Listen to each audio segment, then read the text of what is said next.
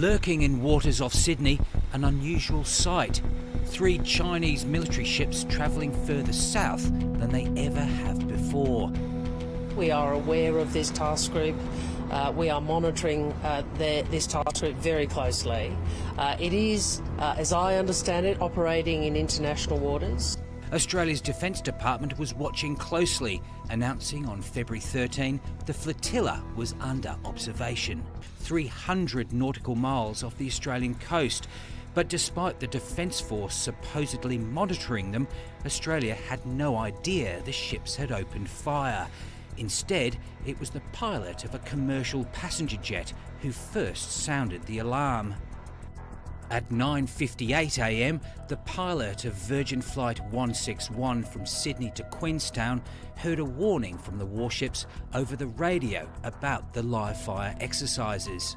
The Virgin pilot immediately relayed the information to aviation authority Air Services Australia, which issued an alert to all planes in the area.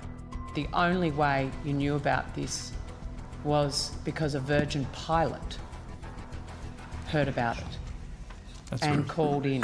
Correct. 20 minutes later, an Emirates flight was also warned by the warships, while a Qantas plane flying some minutes behind diverts its path. Dozens of other planes that day also avoid the area.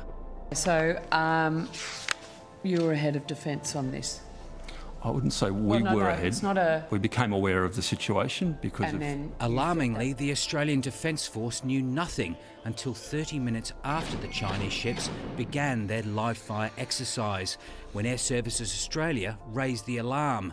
A failure slammed from all sides. Is it the case that Defence was only notified via Virgin and Air Services Australia 28 minutes after the firing window commenced?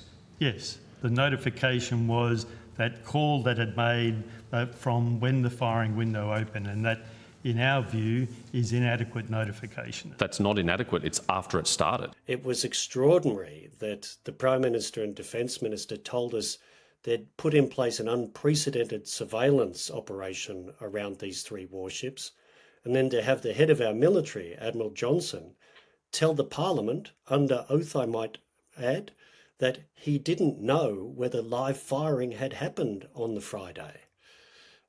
It's extraordinary to me to have our military say they're doing unprecedented monitoring, but not be able to know if warships fired their weapons or not. That seems to be the lowest bar of capability we should expect.